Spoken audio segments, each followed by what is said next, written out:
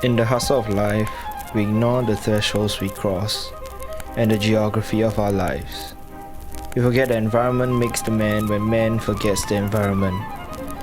Maybe it's time to take a pause, rewind, and see the truth.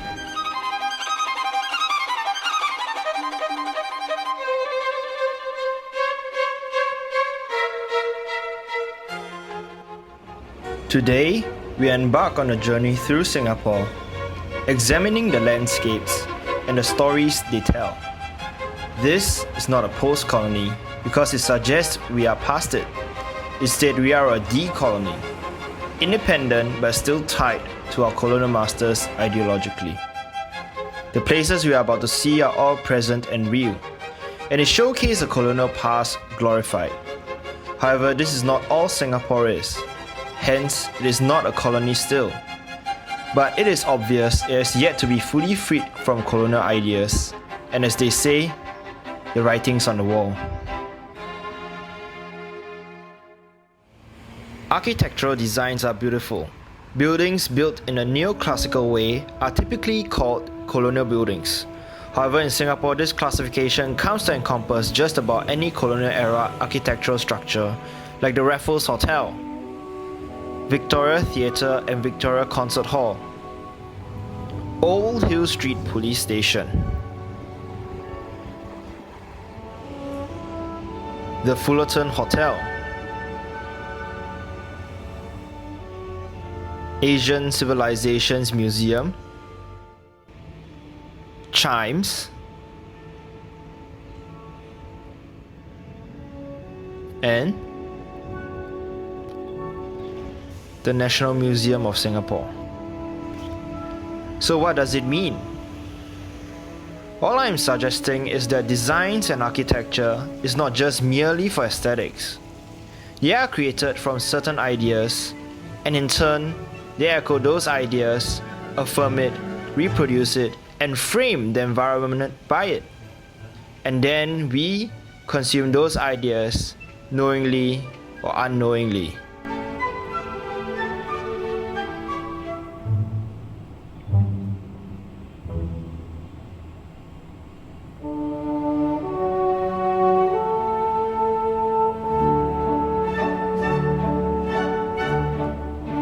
The cenotaph.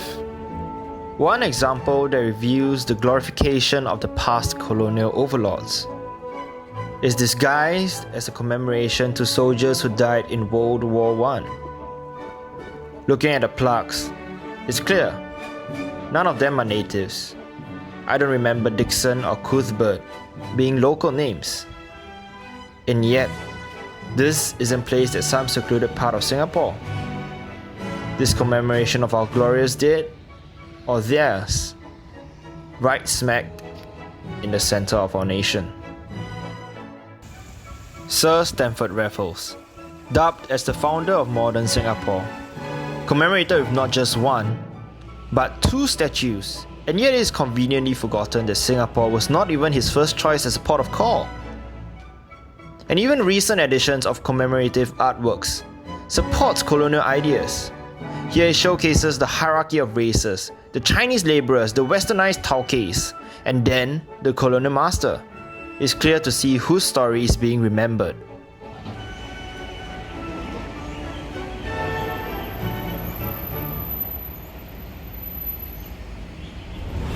Maxwell Chambers, Warwick Street, Blair Road, Victoria Street, Shenton Way and Crawford Street, Stamford Road, Fraser Street, Belilios Road, St Andrews Road, Fort Canning Park, Anderson Bridge.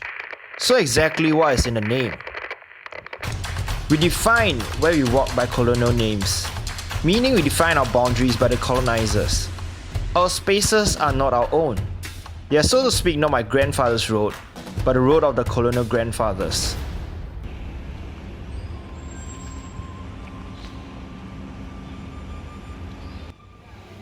Ethnic enclaves, drawn from the arbitrary distinction of Chinese, Malay, and Indians, used to divide and conquer and control. These enclaves drawn up by the settlement plan continues to live on in living memory in what we know as Little India, Kampong Glam, and Chinatown. This disciplined geography continues on until today, and with this arbitrary separation comes the stereotypes of each location. From the lanterns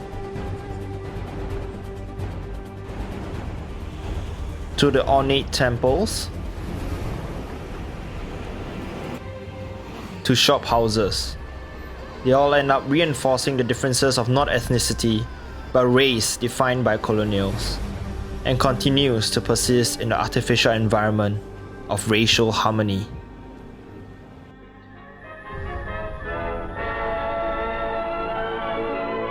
A fair city of towers and spires, of minarets and domes, of ancient symbols and sacred creatures. The infinite variety of man and his creations, where Hindu, Buddhist, Muslim and Christian worship their different gods. This clip from 1957 shows exactly how the colonial gaze is like, and how we have not moved from that gaze.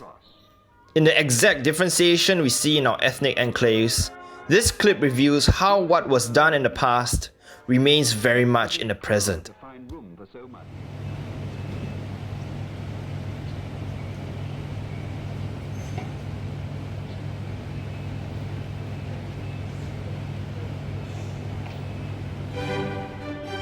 This is Raffles Hotel.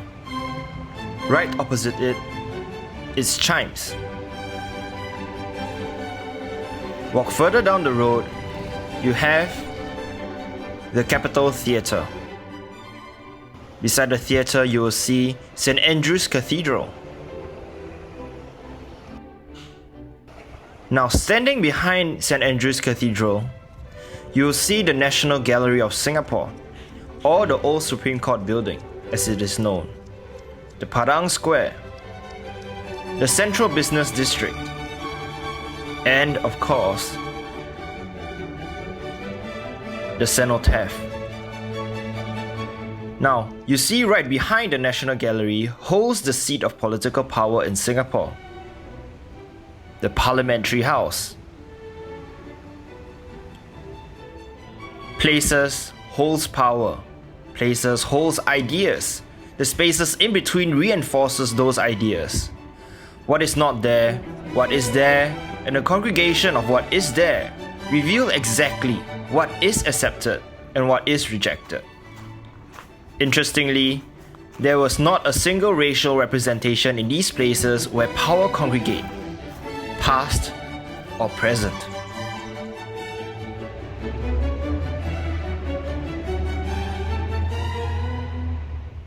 This is Tiong Bahru, the oldest housing estate in Singapore, and a place with really good food. As you cross the road to enter into the estate, the houses come to view, and they seem similar to the past buildings we have seen. And perhaps if you have travelled to London, you may see something similar as well. Now, some may argue that these houses were built by colonial authorities. Well, here we have an estate newer than Tiong Bahru. I introduce to you Tampines. And here you see echoes of the colonial past. The windows that seem just cut out from the old Hill Street police station. Large archways that reflects the Victoria Theatre and Victoria Concert Hall. The colonnades that reflect the classical pillars at the National Gallery. What has been shown before are places of leisure, of power, constructions that seem to be far away. But these ideas are not all far away. Ideology creates design, and design reinforces ideology. And now, the colonial has once again penetrated. Lily Kong and Brenda Yeo said, the concrete space of everyday life not only is enframed, constrained, and colonized by the disciplinary technologies of the state, but also the site of resistance and active struggle as individual subjects challenge the hegemony of the state. Ami Césaire argues that need to decolonize history. Frantz Fanon speaks of the need to violently confront colonization.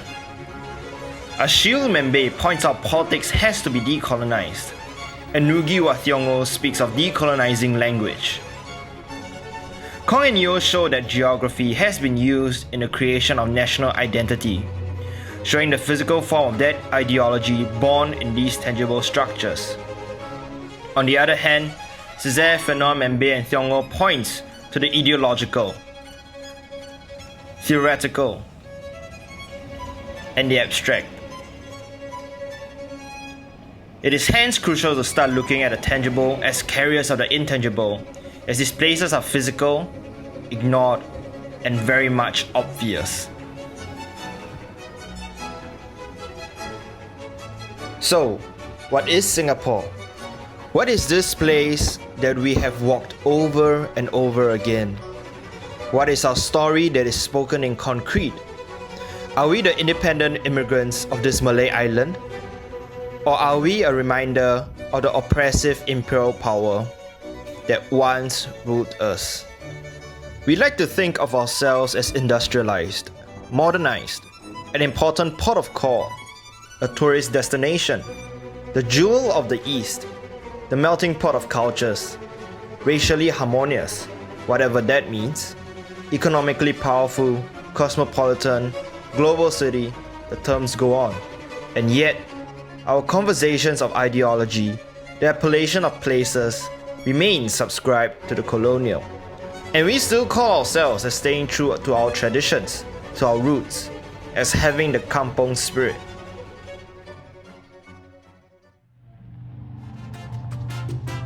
If one day a person from the past arrives, his or her plane taxiing into Changi Airport, and then they enter the customs gate, waiting to get their passport stamped, queuing, wanting to visit the city, and then taking the bus into the city. Would they see an independent nation of the future? Or would they see the same colony that we were?